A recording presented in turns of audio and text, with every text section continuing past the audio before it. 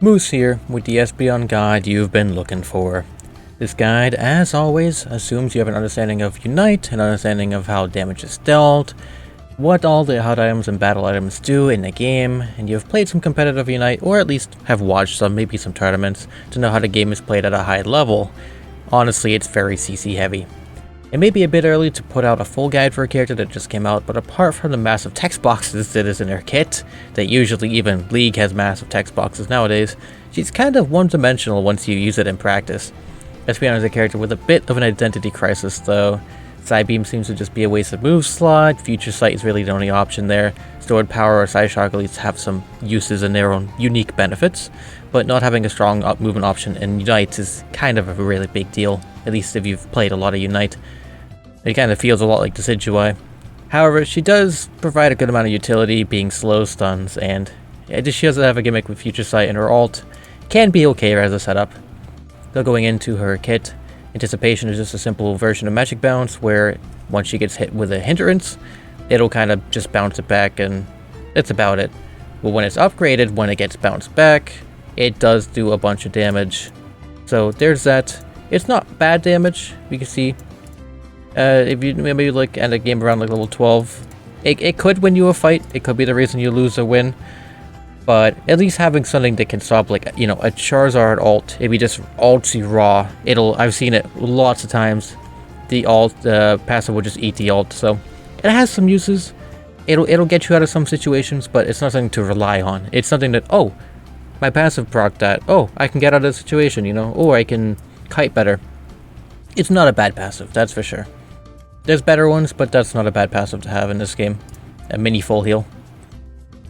So, base boosted attack, you know, does increase damage. It's not too bad scaling either. The issue is, it takes 6 seconds for her basic attack to be boosted. But it does have some uses in her kit, and it does slow. But she kind of has a Dragonite issue with her boosted auto, where when she boosted autos, if the enemy's kind of walking at like a perpendicular route, it'll actually just whiff them if they have like a tiny bit of movement speed. So there's an issue with that, and if that doesn't hit, you don't get the effects from the other parts of her kit. So I wish they would make it just maybe like come out immediately and just, you know, immediately have a hitbox, because that could be an issue, and I've seen it miss quite a few times. So it feels bad when it misses, so you might have to just hold off on autoing until you get a stun.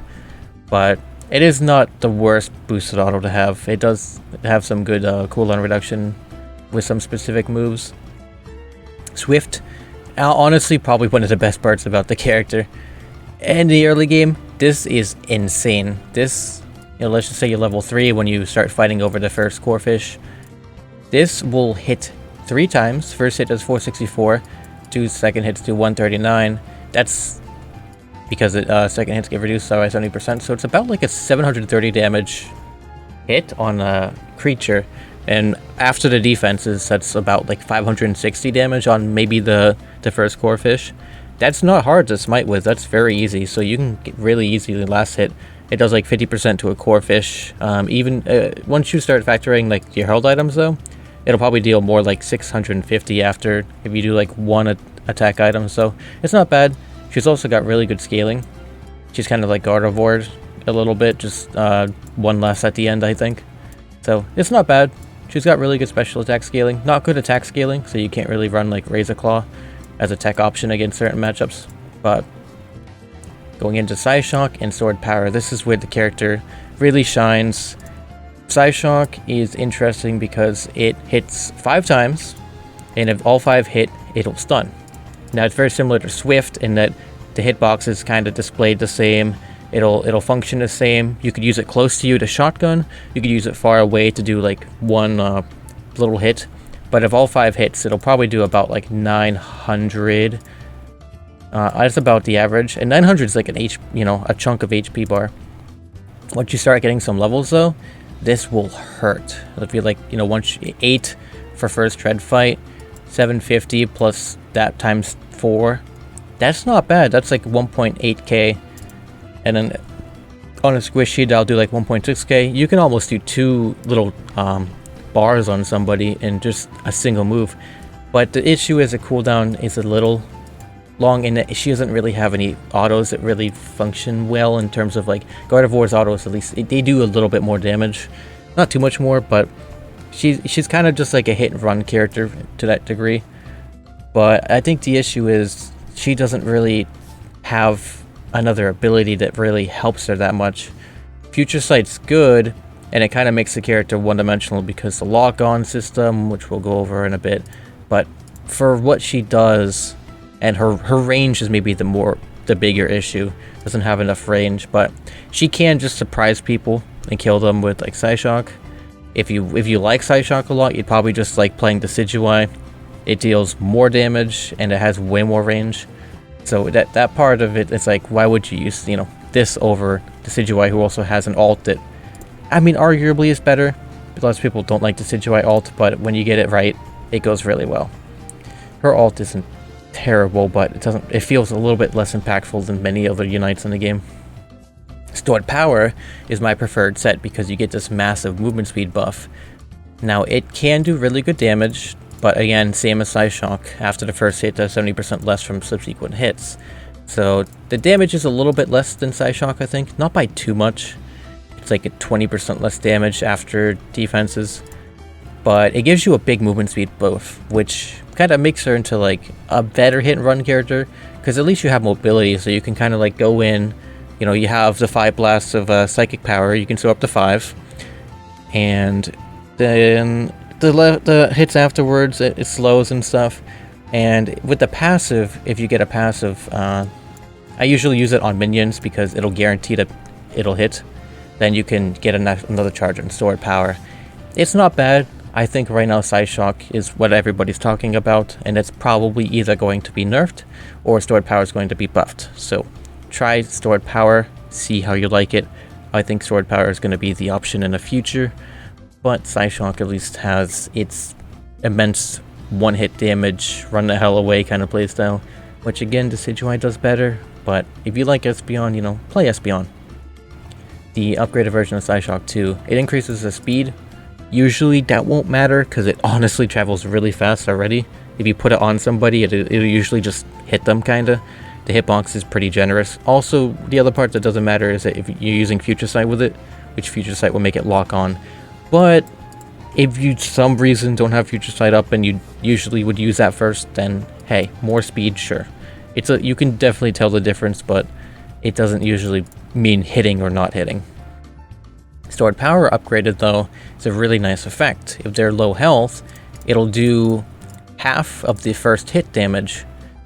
So it doesn't scale with the subsequent hits as much as you might think just looking at the numbers. It only does the first hit damage again. So it'll do 50% more on the first hit, but the extra hits don't really do much more. But it is really nice to it just does more damage, 50% more on the first hit, which is where most of the damage comes from. It's good. It's a good damage buff, and you'll notice a difference at level 10. Growl is very nice because it also decreases movement speed, and it honestly hits pretty damn hard. You're not going to use it at that level. Come on, you can lose your thing at 6. So at level 3 is when you're fighting over the first core fish. It's already doing 372. Level 5 is doing 487. It's a really good sure hit. It's not as much as like Pikachu Electro Ball, but just being able to start out with this move, I don't mind it at all. It's a decent slow, and it's good for her kit, and you can't miss it. So Psybeam, I will talk about it just in case if anyone wants to try it. There might be some theoretical setups that you could do with other characters, because there's a lot of text on Psybeam. That's probably the most complicated move. Basically, you fire a beam, pick a target. As long as it hits them, it'll do percent HP damage of the target you hit, and it splits rays behind them in a 90-degree cone, kind of like straight on from where you hit them. And the ray can actually go really far, so if you hit the Psybeam at max distance, the ray will actually continue 75% of the initial ray distance, so it can go about screen distance, a little bit past that if you hit it at the very edge. So it could be good setting up, if you stun or slow like a minion, the effect will actually be applied to the minion and then to the people behind them. So it does have some uses and maybe some setups that you can use with other Pokemon, like a Gardevoir Psychic being able to slow a bunch of people, Gardevoir I forget the other move, Moonblast, that would stun, and then you can use it with the plus version to get stuns, since after it hits 12, it would stun. But when you compare this all to Future Sight, you're going to see a pretty drastic difference. But in the future, if this move does get buffed and does more % damage, it'll be good. It's okay at last hitting with, it does some good wild Pokemon damage. It'll be good at doing Dreadnought, since it'll be like a little Lucario punch, but Lucario punch is better. And it also has a really long cooldown of 9 seconds. Same as Future Sight, but it's not really gonna be the move to use. And of course, when the upgraded version hits, if they're stunned, it also does a 5% more damage. So it does do damage, but Future Sight allows everything to lock on, which is where I think this character really kind of needs it, because if you're playing Sword Power, and the hits kind of will go everywhere. But if you're using Future Sight, all the hits will go towards that one target, which you're going to need that. I mean, it's good to sometimes just let it rip and just let everyone take like a first hit, since if 5 Pokemon get hit for the first hit, they all take a bunch more damage because you're not getting subsequent hit damage. But you usually want to burst like a squishy down, so you can hit Future Sight. It's a sure hit, so you don't even have to worry about hitting it. You can just use it on like a Cinderace, and all of your Sword Power will hit them. Your Psyshock will lock on and just go straight to them. And it also does some good damage. Now, where Future Sight is crazy is that when you get the kill with that, if you can kill them, or if somebody else kills them, and as long as the Future Sight's on them when they die, you get a powered up version of either of these two moves, Psyshock or Sword Power. The Psyshock version does like a bit of an explosion, and it hits pretty hard. But the Sword Power version will give you, it's basically the same thing, it's just a powered up version. It gives you more Psychic Blasts, and it also restores HP by a little bit, not too much, but you know, and some kind of restoration is good in the kit. The issue is it's only after you kill somebody, and then you have to use the move afterwards. It does reset the cooldown at least, so you could like Sword Power, Future Sight, Sword Power, kill them, Sword Power again on with the powered version on another Pokemon. So it has some nice mechanical aspects, but it doesn't really do too much damage. It's a bit of an execute though, so if they're low, it does a lot of damage. It doesn't seem to work too well on wild Pokemon, usually, but it can be a good execute. Level 12 is good. It just increases damage by 10%. You know, that's not bad to have just more damage on the person you're trying to kill. Usually that'll mean good things. You could Future Sight and then alt, and it'll make them take more damage, and then you can do the Sword Power after, and that'll be a really good chunk of damage. So her alt, the damage isn't great, but that's not really the purpose of it, though I wish it did do at least a little bit more. Even at level 15 it only does 1.5k. That's very lackluster for a Unite move in this game. Even Slowbro alt does more, although it hits one guy, you know. This can hit a bunch of people. The issue, I think, with this Unite move is it keeps you still, as the picture shows. You'll be still. And if anybody's unstoppable during that time, Blastoise, Rapid Spin, Cramorant Dive is actually immune for a couple frames when he dives under. They won't get affected, and then you're sitting still, and you could just die. So sometimes I would use it, and I would hit maybe like one person, and then another one would be unstoppable. Maybe Greedent Bullet Seed is interesting, because if you pull them up, the Bullet Seed will still hit you if they were facing you during the time of it pulling them up. So just be aware of that, because that would mean really bad things. Not like you can get Greedent off of you anyways, he's gonna stick to you.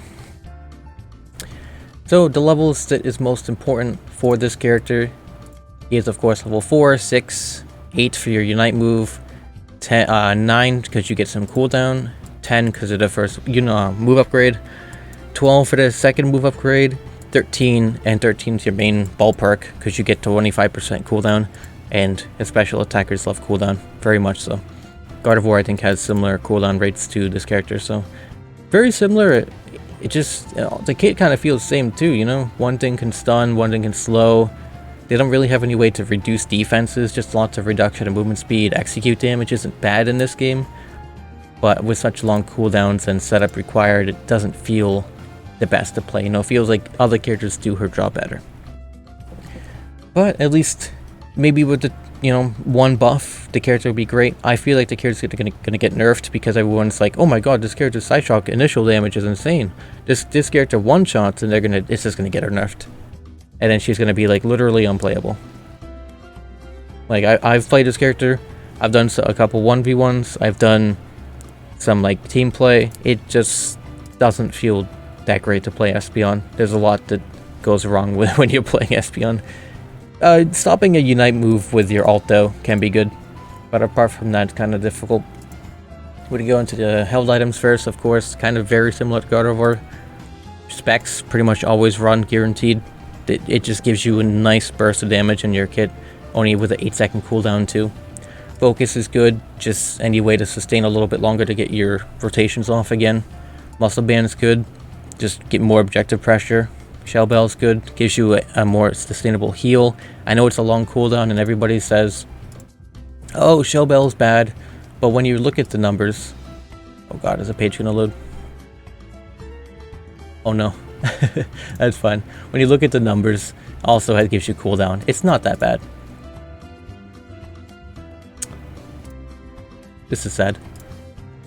So it does up to 45% special attack, which it should be 20 when you're using it. And she has a lot of special attacks, so it's not bad. It'll give you healing. It's decent base attack, decent cooldown. Everyone always talks about that being bad because of the heal, but it's not even just about the heal, it's about the cooldown too. And this character, still, any special attacker loves cooldown. Wise Glasses is good. She has really good base, so you don't have to use Lens, because you don't really have any mobility, so you're not really guaranteed to get stacks off. The main time you're getting stacks off is when you are with a team. And you guys are, you know, you wipe them, you're scoring. But if you're only getting like a couple of big scores in a game, Lens will not give you as much effect as Wise Glasses. You're usually not, you're kind of like an artillery mage, like God of War to a degree. You're far back, you're waiting for your cooldowns. So, but if you wipe them, and maybe they're staggered respawns, you're not always going to be able to get the scores off if you have a lot of points. The best time to score is probably very early, if you can, but you shouldn't rely on that. You don't have any mobility. Buddy Barrier, even after nerfs, she kind of needs it to a degree. The health is good, but the Unite move, if it doesn't catch everybody, and some people are just damaging you, it's nice to be able to not die right away. Also giving a teammate another, 25% shield is good.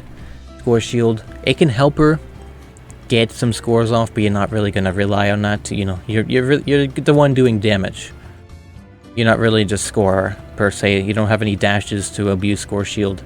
Also with the nerfs, it's not nearly as good. An Energy Amp can be good. The Unite move doesn't hit hard if it ever gets buffed in the future. This could be much better. Or if they buff Unite move in a way to make it so like maybe it'll pull people out of Unstoppable. I don't know. Hopefully they do something with their Unite move in the future. I've seen some good things with it, and I've seen some horrible things with it. And it feels very weird which way it goes. Floatstone could be good if it ever gets changed in the future, so just be aware of that with this guide. I want to future-proof it a little bit. If it ever has more of a universal movement speed buff, she would love it a lot because she doesn't have any dashes. Cookie, maybe if it gets buffed too, same thing.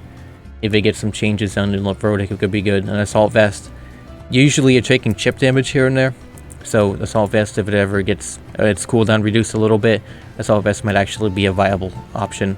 Even though that might be weird, because you would maybe just drop focus and run Assault Vest instead, something like that. Or standard set probably be like Choice Specs, Shell Bell, Buddy Barrier, something like that. But it depends on the set you're running a little bit. EXP share and leftovers, whatever, and then these are all just attack items or crit items, you're not using them. The battle item though, eject button is very useful on her, just being able to go over a wall, go over something, finish somebody, or get out of a situation. You don't have any dashes, so eject button is very good.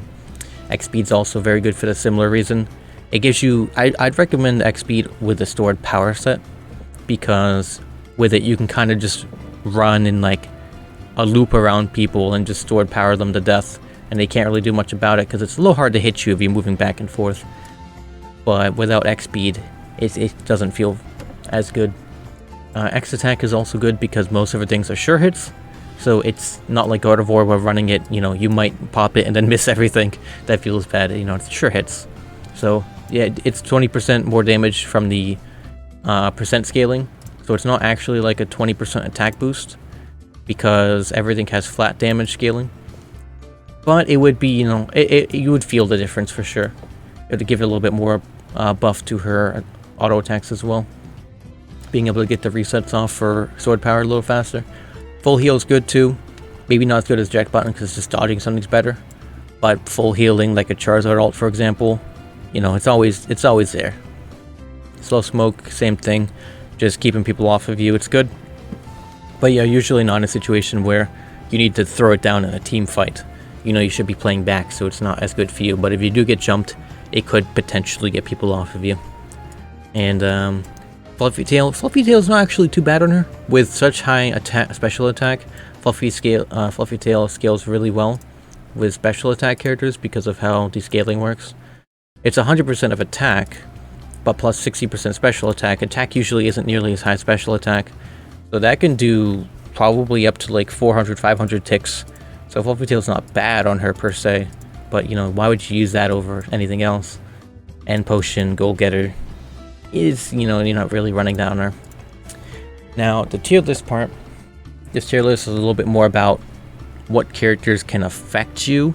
I think that the meta for this character is probably going to be Sylveon split jungle. You both just jungle, both hit 4, and then gank bot lane while Lucario's top lane.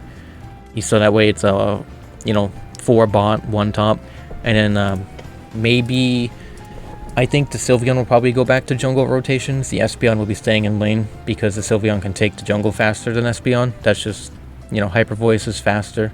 And I think with that specific setup, Sylveon will run Hyper Voice because of that. But you can also run dual top lane. You can get pressured really early, so you gotta be careful. You know, most people who play this game, Pikachu, Alolan, A9, you're gonna lose the early game, but then once you come online with the slows, you can usually outplay them a little bit. They have some really wide attacks, so it's hard to dodge tag specific example. But Clefable, you're not gonna win the matchup, just don't even talk about it. Trevenant, he's very annoying. Bullet Seed, gonna be able to stick on top of you forever. He's gonna kill you, no dashes, you're dead. If he's on top of you, it's over. Trevenant, the damage that you deal to Trevenant in the bursts is less than what he will heal back in a purely theoretical standpoint. So you're gonna lose in the long battles, which is what Trevenant does. It's not a quick fight with Trevenant. He can soak 3 people at once and, you know, sustain for a little bit. So you're not really gonna do much to Trevenant, and so just kind of stay away from him. Aegislash, he's got too much mobility, too much raw damage. You gotta kind of stay as far away from him as possible. You know, you could be picking people away at a team fight, and then he could just like eject button, Sacred Sword, and then you're like, oh my god, why am I just dead? It doesn't feel good to fight an Aegislash, that's for sure.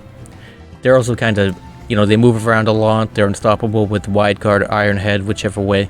If they time it right, which I've seen some good Aegislashes in my time. So I fought 2 or 3 while playing Espeon, and it usually doesn't go well. It's very difficult to play around this character.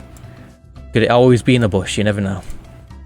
Blastoise Rapid Spin, a great character in the meta right now. So I'm usually seeing a Blastoise every game with Rapid Spin, stacking, and they will just 100-0 you with 1 Rapid Spin. And you can't get them off of you with ult because they're unstoppable. So it's kind of similar to Aegislash. Them getting on top of you, it's a little harder than just, you know, Sacred Swording onto you. But the character is still very strong, and you're going to see it a lot more than Aegislash. But Aegislash isn't bad right now. He's good. He's in a good spot. Aurora, Spark, he's just got too much mobility. It's kind of hard to hit him, and he's got some invulnerability with Wild Charge if he goes Wild Charge, so you can't even like fight him off of you. So he's kind of gonna, you know, he's a kind of a dueler, so he's meant to win that. If you can stun him a bit and get the team onto him, though, that's when you win. Charizard, if he ults, you have no way to get him off of you. So many characters don't, so you will die. So you kind of got to play around the distance game, so that way you can't get the initial ult off, because most Charizards won't go like eject button and ult, they'll go like X speed. So that way they can stick to people with autos when not an ult. But they also go slow smoke sometimes, so it might be a little difficult. You know, play around it. Just try and not get within ult distance, that's all. It's pretty far, but if you micromanage it really well, you can. Talonflame, you know, fly, Brave Bird. You don't have any mobility, it's like Decidueye, you'll die. Gengar, no mobility, you'll die like Decidueye. It doesn't feel very good to fight either of these characters. Venusaur, Petal Dance, he'll just stick on top of you, Giga Drain forever. You don't got a way to peel him off, really. You can stun him once, you can slow him. Petal Dance will just give him too much movement speed, so it doesn't really matter. And then it's to the -1s. You know, you can play around what they have, but for most part, they'll beat you. Sylveon, Mystical Fire, Hyper Voice, either way. You don't have any dashes, so they'll kind of be able to like dance around you a bit. Serena, same, you know, too much mobility like Zorora, though it's a little easier to deal with because at least you can hit her. But if she unites moves you know, it's gonna be over.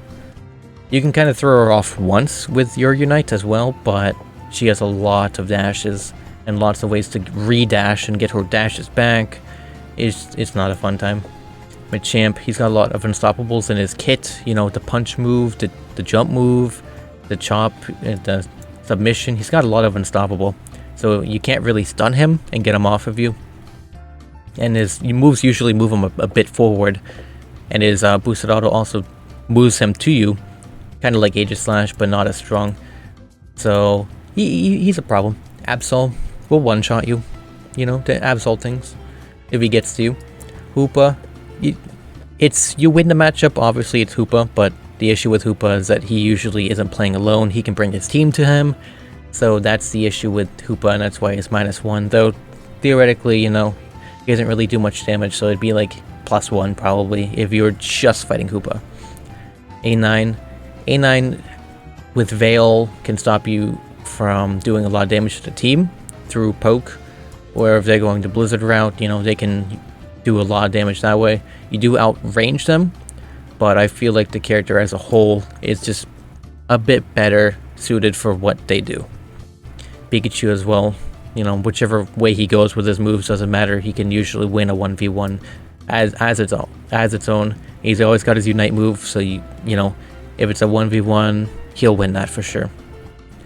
Duraludon just does too much damage. He will just like auto you 5 times and then do his pulse and you're dead pretty much, and you don't have any way to get out of range of it or anything, so be careful with Duraludon. They like to hide in bushes. Dragonite, I've seen a lot of outraged Dragonite recently after the nerfs to Buddy Barrier and Score Shield, so you know, he doesn't even have to outrage either. He could just Dragon Dance and then keep Dragon Dancing towards you, and you got no way to dash away from him to stop him from resetting Dragon Dance, so he could just auto you down and win the fight. Especially if he goes Scope Lens. That Scope Lens is very good on Dragonite because he's got 20% crit when he hits level 8, I believe. So that brings him to a good crit chance, and he's got really high attacks, so those crit hurts. Decidueye probably should be -2, but I've been seeing more Razor Leaf as of late, so it's a little bit easier to at least get, you know, he'll be in range more times than not. But if they go Spirit Shackle, then it's just a losing matchup, you know. He's going to outrange you, he's always going to be off screen, you're not really going to be able to find him, he can Shadow Sneak and find you, he's going to win. You know, at the theoretical standpoint, you can always just kill him with 100-0, the same way that he can kill you 100-0, or chip away at you. Cinderace, too much mobility, will be able to just auto you down if she gets to you. Greninja, same thing, too much mobility, he has slow, smoke screen, can't even see him when he's, you know, walking towards you, and he just autos you down from melee range and executes you with Surf or whatever the heck Greninja players do. Gardevoir, she usually will win, but it sometimes can be hard to hit if you go on the Sword Power route, hit an Espeon as Gardevoir. I've been on both sides of the matchup already. I do play Gardevoir, and if you hit Espeon, they're probably going to take like 90% because, you know, Psychic into Future Sight will just chunk them and kill them. But for overall, it is what it is. Lucario has a lot of mobility, and if he gets on top of you with E-Speed, you're dead. And it's not hard for him to find a way to do that. But if you know, everybody's played every match against Lucario 1,000 times at this point, so you're pretty well, you know, versed in what he will do as a whole. so it's a little bit easier to play around him. Kind of. Slowbro. At least these are the even tiers. Slowbro, you can outrange him. He'll win an auto fight, that's for sure, because he has some good sustain with healing and his autos actually hurt a lot. But as long as you're staying out of range, it's good, you know, you're gonna be okay. Eldegoss, you win, it's a supporter, but she does actually do a lot of damage with her return damage on her passive, and she has some good healing, or if she's going Cotton Spore, the more offensive route, she can hurt you, but you do outrange her. It was Blissey Egg Toss is now the thing, Helping Hand, you still see it sometimes with like the Decidueye and Razor Leaf, but they'll be Egg Toss, and you'll be able to outspace them. But it's very annoying to go against Blissey now, for sure. Mr. Mike, you beat him. He's a melee character, doesn't have much range. You outrange him, but if they, you know, catch you with Guard Swap, and they can just run you down pretty easily. Mamoswine, same. You can outrange him pretty easily, but if he gets on top of you, his passive Bruised Auto will be able to repeatedly stun you, so you can't really get away. Cramorant, it's even. Whoever hits their stuff wins. Your stuff is sure hit, so you have a bit of an advantage. But if it's more like a dive cram, you're going to lose that battle because he has way too much mobility. And these are characters that you at least beat. I don't think there's any +2s really. I think the character's Espeon's okay right now. She definitely needs a buff. Maybe just a slight buff to Psyshock, more of a buff to Stored Power, and then a buff to Psybeam, so that we could at least see some kits being used, you know, difference in their kits. Wigglytuff, she usually is one-dimensional when she sings, and she'll run straight in. You could stun her pretty easily or hit her with stuff. Usually Wiggly players are pretty easy to beat. They can always eject button and stuff, but you know, it's easy to see them run straight in to try and sing a bunch of people or sing you. Crustle, you beat him. You're not really going to be fighting much. He's just a farm bot. Sadly, because of all the changes they did to Score Shield, his niche is gone, basically. So he's not going to like ult in and have 2000% health and just score on your team, you know. He's kind of nerfed. He's not very strong. So you don't really have to worry about Crustle anymore. You're not going to see him. But if you do see him, you know, you can beat him. Snorlax, you're not really fighting just a Snorlax, but you beat the fight, you outrange him, you know, special attacker, blah blah blah. Azumarill, melee character, honestly doesn't even do great damage compared to a lot of other melee characters. The kit is a little lacking. Play rough doesn't do damage. I don't think the character's very good either. So I hope one day we'll see a Azumarill buff. If a significant buff comes to play rough, maybe it'd be an even tier. But, you know, you still outspace the hell out of them. And everybody in the game beats Garchomp, basically. He just gets outrange, outpoked. You have a lot of slows in your kit, so you can slow him a lot. Growl, if it's early game, if he's trying to like gank you from the jungle, or if he's trying to put pressure on you with X-Speed. Well, I mean, then Growl wouldn't work, because X-Speed nullifies slows, but all in all, you win the fight. Apart from that, there's not much else I can say. The character's okay.